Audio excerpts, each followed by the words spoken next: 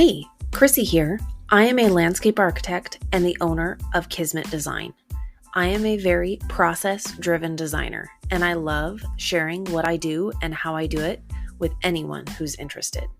Reaching your true potential and achieving your own personal goals will not happen by chance. You have to set your intentions, make a plan, and do the work. Thank you for joining me to nerd out on design. Don't forget to subscribe and to share too. Let's create something great together. Today, I have a special guest joining me, Kathleen Burgler.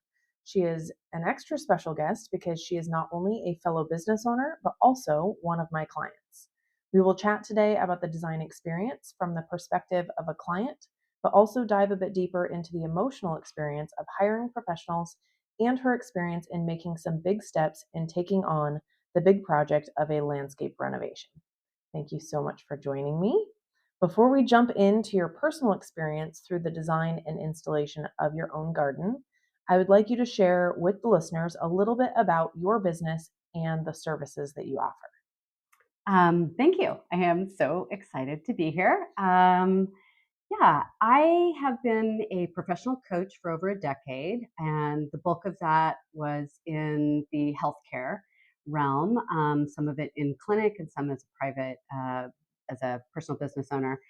And since then, I kind of got burned out on healthcare and recently transitioned into becoming a certified divorce coach.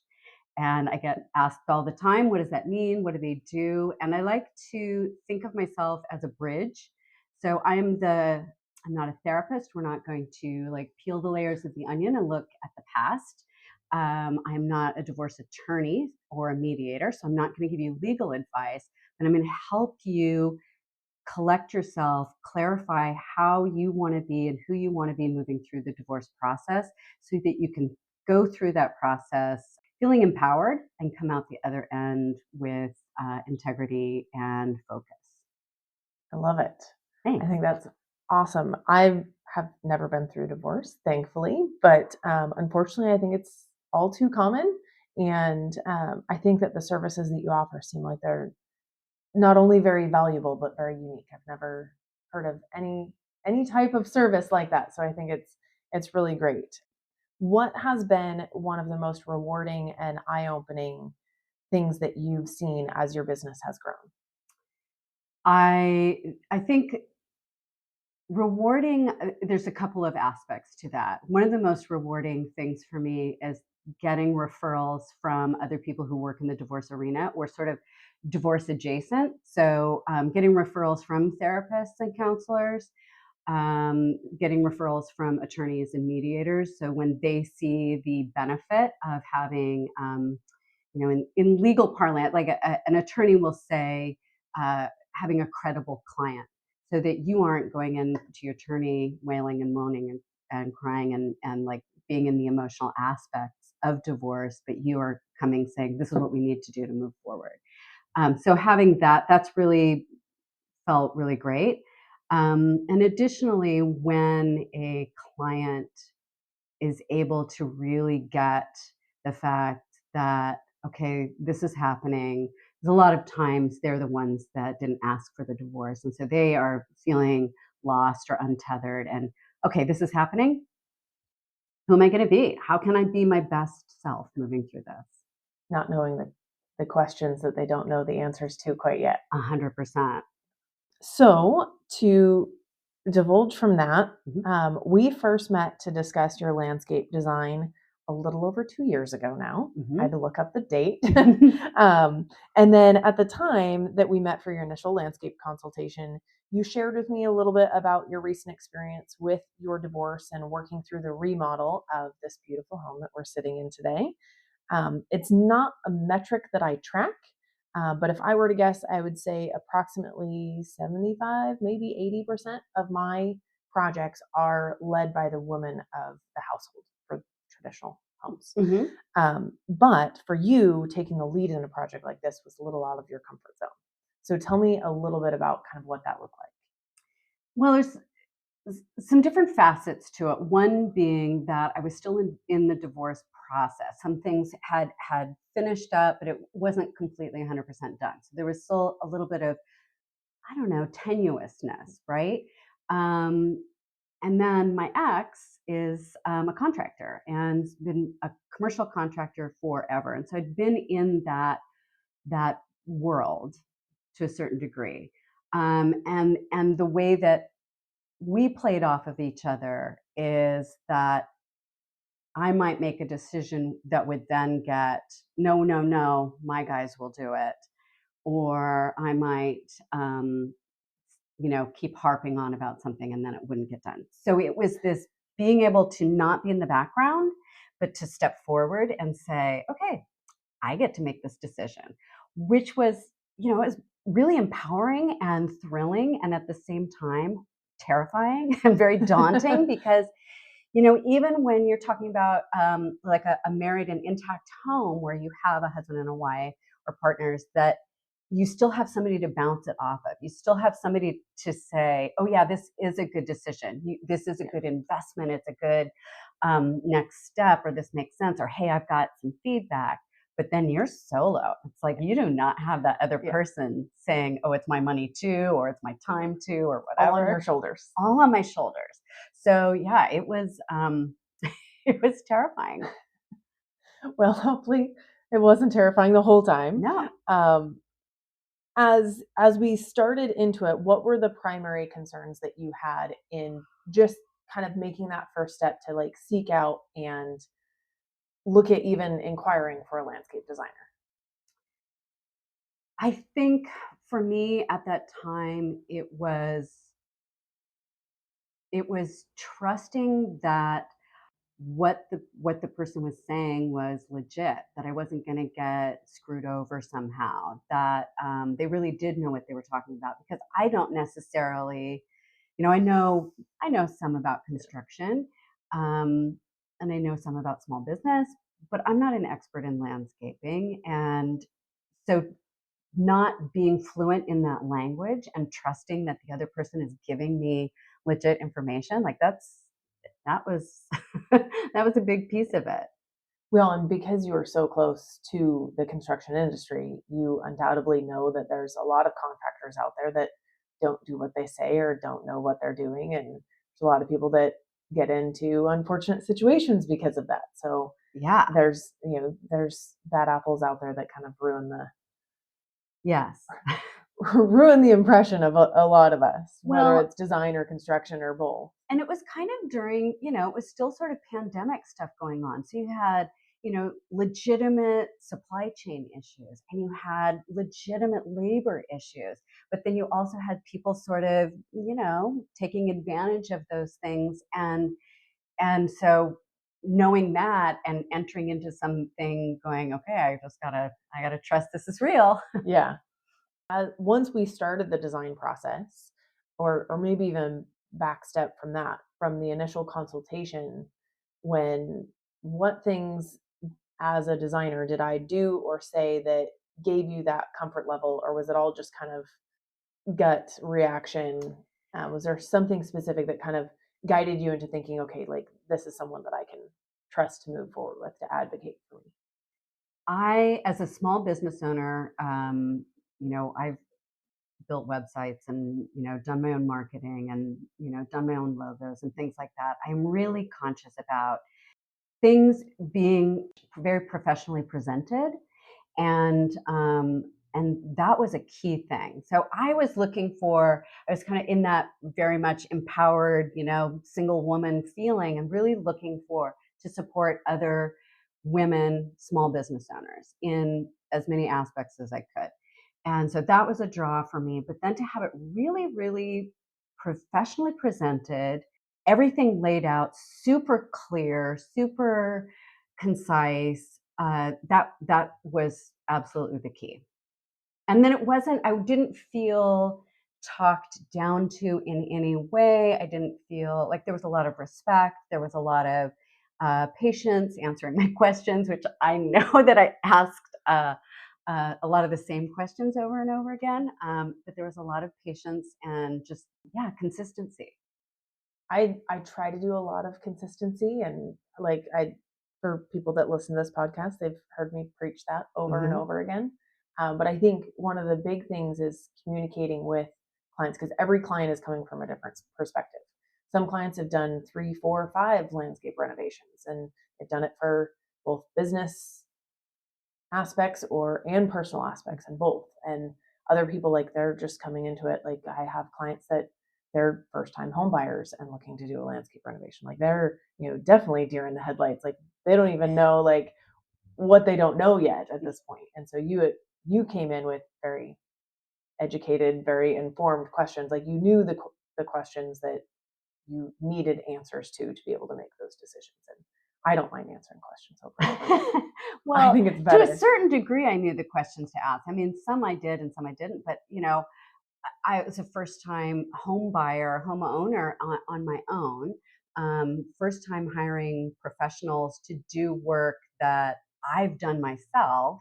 So I did a ton of landscaping at my old house on my own, and didn't want to do it again. And it's hard work. And yeah, it's really hard work. But like all of the other things that were going on in my life at the time, like a new job and new city and like tons of new stuff, right? And so, but to ask the questions over and over again, which I know I did, and just to be like, there was no look, lady, we've told you before. It was just purely, yeah, this is how our process works, and it was, and then I would sit there and go, oh yeah, that's right. She did tell me that. It was really, it was consistent. That's the word that I would use. It was just really across the board. Well, good. Well, thank you. And on process, like, I think I'm so used to my process, and I have it, like, it's not set in stone, but it's fairly rigid. Like, I have a step-by-step process that I try and take everybody through in roughly the same manner. And I get so used to it because it's just second nature to me. Like, I don't even really think about it anymore, but I have intentional points where I stop and, like, remind every client, this is where you're at in the process. This is the next steps. These are the next steps to expect after that, because most people haven't been through that process before. And if they have, it was with a different professional, and everyone does things a little bit differently. So it's nice to kind of have those reminders. And so it's kind of part of it. I just have to say, and maybe because one of my first, and it was on Zoom, meetings with my divorce attorney, she said something kind of offhand. And I said, hey, hold up, I'm going to pause you right there. You have been a divorce attorney for decades. I am going to assume that you've done hundreds, if not thousands, of divorces. This is my first one. So you need to dial it back and talk to me like I am in kindergarten, because I am. So I'm going to ask you a question over and over again. What am I not asking? Because I don't know to ask it. Yeah. And she heard me, and she was like, you're right. You're absolutely right. And so you didn't need that, because you were coming from the perspective of, oh yeah, I'm the pro at this. This is my process. This is what it looks like. They haven't. They don't know what this is. And so that is a huge highlight, put the spotlight on that, because that's really a big deal. Thank you. So through the experience of going through the design, and then we transitioned to working with the contractor. Tell me about how that transition. I know that hiring a contractor has its own kind of bits and pieces and emotional aspects to it, but how was that process for you? Well, let me say, when I got the blueprints or the plans or whatever, it was so exciting, and I showed all my friends, and I had a couple of friends who were like, wait a second, so I could just get somebody to come and do this and draw the picture for me? And everybody was just like, oh my gosh. So just the plans themselves, like, created so much excitement and anticipation, that was just like, it was really cool. And frankly, everything felt very seamless. I didn't have worries. I think there was one plant that I didn't want them to take out that maybe wasn't marked, and I was able to, hey, just leave the rosemary there. And there wasn't any static, is the way I remember it. It's just, yeah, good. That's great. What we hope for. Yeah. And then, maybe it wasn't like a specific thing, but what was the tipping point where you kind of transition from being concerned and apprehensive might not be the right word, but kind of guarded to feeling like really empowered in kind of going through that process? I will go back to those plans. There's just something, and whether it's I'm a visual person or, and I remember having a conversation with you early on that my backyard was this little fenced-in rectangle with a hideous border of azaleas, pink azaleas all around the perimeter, and it was just a rectangle. And I couldn't. It was such a blank slate that I couldn't even imagine like what was possible, like what could be there, how could I use this? Um, and so then seeing it, right, having those plans and going, oh, it could be this or it could be this. It could be this huge, grand, amazing transformation. It could be a medium transformation. Um, yeah, that was a tipping point. And then I think also when they had the big machines out there, that was pretty exciting. I mean, because it goes quick. Yeah. All of a sudden, it really is a blank slate. Like it is down to bare earth, and things are happening, and that was exciting. As designers, we ask a lot of questions about like, what do you want? How do you want it to look like? How do you want to use the space? And I think sometimes for some clients it's easier because some like you are a little bit more open, a little bit more welcoming into like, this is my world, this is what I'm going through kind of thing. Not everybody is. But as far as like what would you say, because of your perspective of working with your clients as a design professional working with say one of your clients, what could a designer ask to really kind of get a better perspective of, okay, this is the emotional kind of status quo, where this client's coming from and how they're making these decisions? Such a great question. And it's interesting when I was when thinking about this, there's a little bit of overlap, right? You might not, I mean, there's future focus, right? And that's what coaching's all about, is what's coming up next. Um, and so all of those open-ended questions versus do you like slate or flagstone? Which, again, it's not my area of expertise. But rather than a yes and no question, but having those open-ended questions. And when people, like for me, when there'll be times where I'm working with a client where I'll say, well, tell me how that went. And they'll say it was good. Yeah, can you tell me a little bit more about what good is? And it is so hard to dial in. Well, it's just good. Yeah, can you compare it to something for me so I get a bigger sense? Can you paint a picture for me? I have used metaphor with clients in terms of, what do you want it to feel like? If you could have your dream, how do you want to feel when you're out there? Is it, like a starry night? Do you picture yourself out there at night? Do you picture yourself in the height of summer? Or do you feel like, oh, it's wintry, to help paint some kind of a picture? And you're right, there's some people who just can't get there. And you kind of use your intuition, which I think you're good at. Well, and I think some people are very emotionally guarded Mm-hmm. and don't really want to kind of, usually like the questions that I ask with people like that are, tell me about your relationship with your neighbors. Oh, Or great one. have you worked with a designer before, whether it's an architect or an interior designer, even if it's a different professional? And then you kind of get a better perspective on like how like they interact with the space or other professionals. And Or if they had a bad experience previously and yeah. they're keeping things on lockdown. Have you ever hired a contractor before? Like sometimes where they're going back to like a specific experience sometimes will really be very telling. I mean, everyone has difficult neighbors, but sometimes those those conversations are, really kind of eye-opening. Like, okay, which person is the difficult one? Is it the neighbor or is it the client? Like, Right.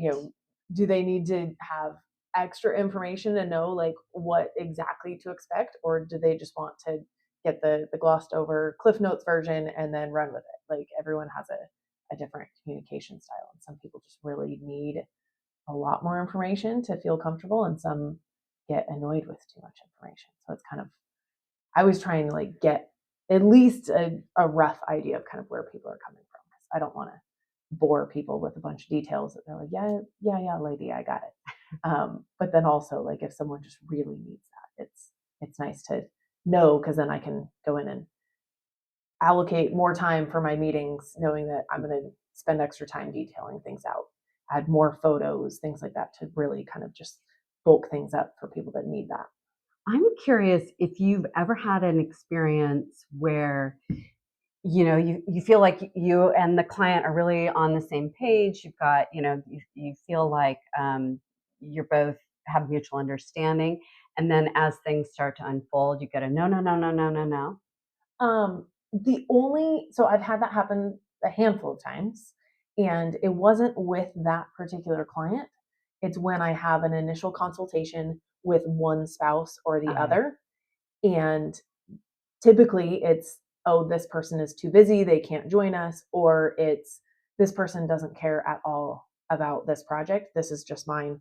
And then through the process, you come to find out that either they were too busy to be there, but they are really the key decision maker and the one that's the most opinionated about it, or they did actually care about it.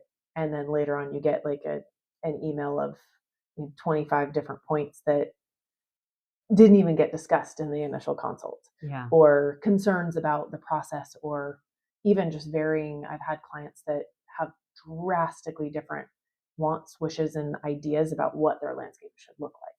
And so that sometimes, like, designers that I'm friends with, like, we joke, like, it's kind of like garden therapy sometimes, because it's like, okay, what do you want and what do you want? Like, how do we, Let's find the get middle these two things ground. together? And Where's the compromise? okay, you want a shed and you want it to be right outside the kitchen window, but they don't want to look at the shed. They want it over on the other side of the property, but that's not as accessible. And Yeah. so kind of balancing those things out.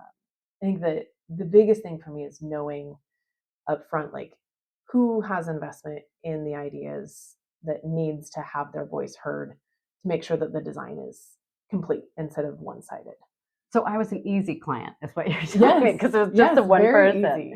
No, I mean, I think of so many decisions, and this was part of the freeing part for me, was that there were decisions about things, in my marriage, like actually landscaping things, where I would spend all of this time and effort, and then with the understanding that it was my project, or they weren't particularly invested, and then get the no, no, no, no, no, not like that.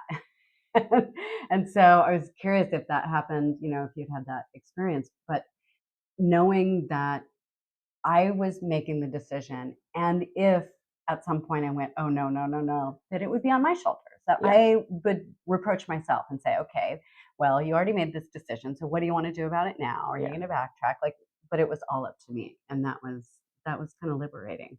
So, in working with some of your clients, and when they're thinking about, obviously, I'm assuming that you're working with clients at varying different stages in the divorce process, whether it's very new and very much in the mud, versus like having been out and through with it and still just kind of trying to get their footsteps. Um, what kind of big decisions do you find clients are going through and needing kind of maybe a little hand-holding on how to empower themselves to make big decisions, whether it's hiring a professional or moving or getting a new job, or any kind of things like Um, Big question, really dependent on the client, obviously. But the whole process of uh, coaching through divorce, whether it's in the contemplating divorce or experiencing divorce, or if it's transitioning out of that into single life. It's all of these different ways of finding empowerment, whether it's resources. So who else can you check with? Who else do that. you know? Whether it is support systems, what are the other professionals that can bolster you up? Whether it's therapist or your manicurist or whoever. And it might be a physical practice. It might be yoga or meditation or something like that. But I think the way that I have noticed the biggest transitions along the way, where they really are starting to step into their own power, step into themselves, as it were, this new self, is there's a piece of it that's accepting that what's happening is happening, right? Yeah. Okay, this is happening. And then I do work around values. So we start to craft, like, what are your values? And I will talk to people and they're like, what do you mean? What are my values? I don't Yeah. know. Or they'll say faith, family, and fun. I'm like, yeah, tell me how you live those. How do those show up in your life every day? And so reconnecting to those, and that can be like this really big empowerment. Wait a second, I said that integrity was my value. So how am I doing this through this process? So something like hiring somebody. Well, how do I hold my own? How do I be true to the things that I value, which is good communication, or boundaries, or Yeah. whatever, right? In that process. And so it's this great proving ground. You get to test out these new things. And in the divorce process, you get those opportunities constantly of, who do I want to be in this moment, or in this process? Well, because you're constantly kind of being tested and having to kind of do a gut check on, Yeah, it's a big emotional transition. absolutely.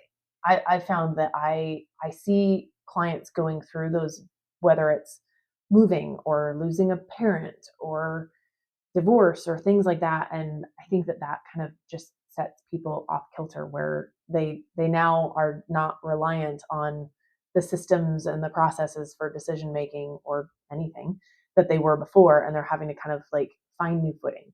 Yes. And I think it's hard sometimes for people to really put into words like what they want. And that's where I find like I do a lot of like, yes, you said you want this, but is this really what you want? Like I just had a client the other day that we were talking about. They're doing a large deck remodel and they want to put a patio underneath the deck, but it's not super tall. And I was like, are you really going to spend time there? If you've got this big, beautiful, large deck that you've got a great view from, are you going to spend a lot of time like maximizing the space underneath? When really it's more like there's nothing to do down there. There's no use for that. So let's make a use, but is it going to be money better spent? And so kind of looking at it from this perspective of like, is that really how you want to use the space? And I love the values thing, because one of the business coaches that I've worked with, and actually another business podcast that I'm like a bit obsessive over, talks a lot about values, and going through that and kind of using those values as like a gut check, like any decision that you're making, like, does this fit with my values? If I take on this client, does that fit with my values? If I do this marketing effort, does that, all of your decisions can be kind of Absolutely. filtered through that to make sure that it feels good. And then you don't look back and go, oh, dang it, I shouldn't have done that, or I shouldn't have taken that client, or, any of those things. And it's nice to kind of have that baseline filter that, if you hit those marks, like you can't really go wrong. Yeah. I had this quote that I would put up on my whiteboard in my office a lot that is, and I'm going to paraphrase, something like, tell me what your values are, and I might believe you. Show me your calendar and your checkbook, and then we'll really know. And it's like, what are the things that I'm spending my time and money on? And am I doing those with intention? Or is it just because of habit or proximity or whatever? But how do I? And for me personally, I'm over 50, and I'm like, okay, I potentially have 50 more years on the planet. So what do I want to do with the second half of my life? Like, I want to live in a way that is aligned with my values, as best I can. And I'm not going to hit it all the time. But when you're talking about that deck and how they've got the deck and they're thinking about the patio, that is an absolute perfect metaphor for a lot of the conversations that happen in divorce coaching, because people will enter into that with this, I want the house, and this rigid thinking of, I want the house, it's going to look like this, I'm going to have this, they're going to pay. It's like, yeah, well, tell me what it's going to look like. Tell me, where's the money going to come from? Show me. Let's be thoughtful. Let's plan it out. You really want it, then let's make it happen. But let's be real. If you get the house, are you really going to want to live in it after all of this? Yeah. How much time do you devote to cleaning it? you know, I think about, plants where you could, somebody might say, oh, I want, X and such a plant, but I never want to do any maintenance on Yes. it. It's a really high maintenance. You got to deadhead it, you got to trim it, you got to prune it. And Wild English perennial garden, but I don't like garden maintenance. Like, sorry, those two don't really go together. No, not at all. Yeah. So are you willing to pay somebody to do it, or do you have the money to pay for somebody to do it? Yeah. Yeah, for sure. Well, and in landscape, it's also like understanding like what people's perspectives of even like maintenance. Because for some people, mowing acres and acres of lawn is low maintenance. For other people, they would rather go out and weed and deadhead and prune things than ever touch a lawnmower. And so it's just, it's very different. Like I don't like mowing the lawn. My husband does that. Yeah. But I can spend hours weeding and going through garden spaces, and that is okay with me, even though my weeds get out of control. Yeah. But it's, everyone has a different perspective and different ideas of what feels good or what doesn't to them. And sometimes it's a balancing act between two spouses. And a lot of times I'm dealing with younger families where they've got kids, and a lot of times people get very stuck in a mindset of thinking like, my kids are, 2 and 4 right now. I need safety. I need a space for the rainbow playset. I need all these things that, fit this tiny little window. It's like, well, they won't always be that little. Like in a blink of an eye, they're going to be teenagers, and you might want that fire pit space where all the kids travel to your space to hang out instead of somebody else's. Like looking at kind of how those spaces can transition with, instead of like just a pinpoint in time. Yeah. And that, like what you said, like that future focus, like what do you want this to eventually look like? How do you want it to feel? And it's hard sometimes to bring people kind of step back and like look at the bigger picture instead of just, kind of what is immediately in front of them. Yeah. And I think like I hadn't been in my house that long when I did my yard. And even now, a couple years later, I'm like, oh, I know some things that I would change. I would do differently. Like I'm noticing I'm not down in my lower yard that much. So what could I do with that space? So now my mind is churning again. Like, how could this transition and evolve with Yeah. how you're using it? Yeah.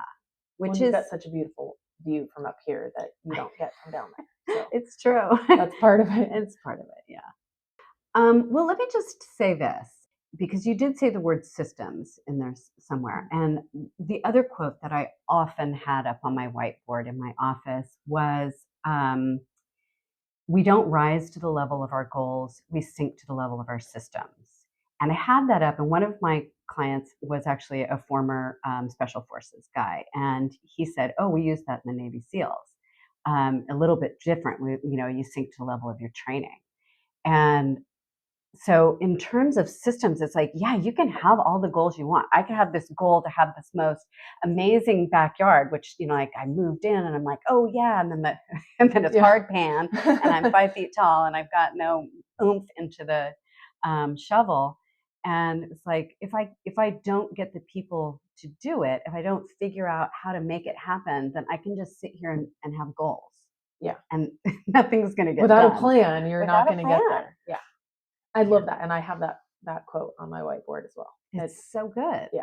And I think a lot of it is, back to what you said about show me what's on your calendar and I'll show you what's on your values. Like if you don't plan for it, if you don't put it on the calendar, if you don't actually make it happen, even like in starting a business, like there's a lot of steps and you got to take it one bite at a time. And until you kind of, everything just kind of builds on itself, and you have to like actually intentionally make those things happen and Absolutely. set things in place. And even like with going back to the discussion of process, like having the steps, having it printed out on a piece of paper, going through it over and over again, having it on the website, making sure that, and as over the years, it's definitely been fine tuned. But going through, it's like, it's always evolving, but having it set and not, because the times where I find that I get the most off kilter or off track with clients, or have clients that I just feel like I'm not giving them my best, is when I diverge from the process. Yeah. And I let them kind of either take the lead, or, a lot of times working with builders is really hard because their process kind of fights with my process. Because part of my process is moving through it efficiently. Right. Because that way all the conversations are being had and everything's fresh. I'm not relying on my chicken scratch notes to remember, okay, what did they say about this? And how many people do they have over on a regular basis? It's all fresh in my mind and I can look at the pictures and it all comes back. If I wait 6 months while the builder is going through permitting and then have to jump back in, it just makes it really hard. And so kind of keeping things, back to values, efficiency is one of mine. I like to have things like very regimented and I like to go through a system and a process and economy of movement. I say that to I have 2 daughters in their 20s and I say it to them, it's like, and they both now have had experience waiting tables. And I'm like, I think that everybody in the world should have to wait tables at some point in time because you just learn that. You can't go back and forth 12 times to get silverware and napkins and a coffee pot. No, streamline it one time through. Make it economy of movement. Yeah, the efficiency. Well, and sometimes I find that whether it's personal or professional, sometimes you just have to make the decision. Make the decision once, do it. You can always go back and change, but a lot of people will get kind of stuck in that, whether it's decision fatigue, with people going through big remodels at the same time as looking at their landscape plans. Sometimes it can just be a lot to take on all at once. Yeah. But there's a tipping point where you just have to say, yep, make a decision. I'm going to go forward with it. And you can always change your mind. I think some things are harder to change after the fact than others. Totally. But some of it is, that choice paralysis too, just decision fatigue, choice paralysis, where you're just there's too many. I can't make a decision. Roll the dice at this point. Let's just do a Rochambeau and be done with it. And that was, I think you were the only landscape. No, I talked to another landscape person, and I felt so dismissed, and so much like they knew what they were going to do. They had their vision for what it was going to be, and I didn't care for that. And so it was pretty easy for me to roll the bones on choosing who was going to do my project. But yeah, sometimes when there's too many choices, it's too hard. Well, I think as a designer, it's hard sometimes because you do get designers that will be like, okay, this is what you're going to do. They just give you one plan and it's like, well, wait, maybe that's not what I want. And then you get other designers that maybe give too many choices. Are there that are totally different? It's like the saying, you can have your interior designer say, here, go to the tile store, pick out a tile. Or they can say, here's the 3 that I think you're going to like the best that fit with your budget. Pick from these 3. What's easier? So much easier to pick from things that have been narrowed down. Yes. Knowing what your goals are, knowing what your wants are, instead of sometimes I've got ideas for clients. I'm like, can't show them that, although that would be really cool, but can't show them that. I'll just tuck that away for a future project idea. But I think part of the process and being an advocate for your clients in design is making sure that you understand what their goals are and feed them just the information that they need and not overwhelm them. Because it can be. And that is so much. I'm just hearing there's so much overlap with what a coach does. And I have a quote that I wrote, and I'm going to paraphrase it, but it's on I think it's on my website. That's, a good coach doesn't walk in front of you and pull you along at a pace that doesn't work for you. And they don't walk behind you and push you towards where they want you to go. Yeah. They walk beside you, and they might point out some pitfalls. They might, move some debris so that you can easier access that path. But it's your path, and you get to determine the direction. And that's where exactly what you're talking about. It's you're there, and you're going to maybe point out, hey, that might not be the safest direction. What if we went this way? But they still get to decide. Yeah. Yeah. I like that. I think that fits perfectly. Yeah. So what I love the most about the experience and all of that you're sharing is the openness. And I think designers kind of get stuck in the, what's the parameters of the project? What do we need to fit in here? what style is it, instead of like the emotional aspect to how you make decisions. And I think sometimes, like we said, like there are some clients that are more open, others that are not, but kind of how people are approaching that decision making process. And hiring a designer or any kind of professional is a big step. Huge. And not everybody does it on a regular basis. So I think sometimes that, as a designer, like, because that's your life, like, or as a coach, like that's just what you do. Like sometimes you kind of forget, like that is a big step. It is something that means a lot to someone. Like most people are only going to do a landscape renovation once in their life. Like they might not do 10, 12, 15 of them like some people, but it's kind of I think it's important to kind of look back and think like what that actually means to that individual person, because it's different for everybody. And I like that how you're kind of explaining how that process was for you and for your clients, like going through that. I think anytime you are allowed an opportunity, or create an opportunity for yourself to sort of step forward, stand a little bit taller, really plant your feet and go, okay, I'm going to do this. I'm, sink or swim. I'm still going to take that step forward, and I will live with the benefits of the repercussions whatever way it goes. It is an empowerment to have that self-determination and say, I'm going to do this thing. And so when you're talking about, it's a big thing. Just the hiring of somebody is a big thing to just go, okay, I'm really doing this. Yeah. I really hired someone. Now I really have plans. I really have something's plans on paper, right? And then you see the equipment show up, and then and then it's really real. Yeah. And then when the trees went in, it's like, oh yeah, this is super real and super great. Yeah. Well, I appreciate your time so much. Thank you so much for doing this. Where is the best place for people to find out more about you and your business? On my website, which is just www.kathleenburgler.com.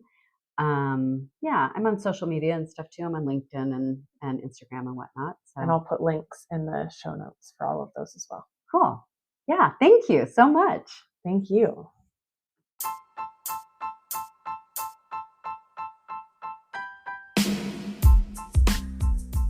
To wrap up, I want to thank you for your time. I hope the ideas discussed today have left you feeling excited and energized. As I build both my business and my life, I value the support and feedback you provide. I would love for you to reach out to me to let me know what you think, give me ideas, or just to connect. Please don't forget to subscribe and also share with a friend.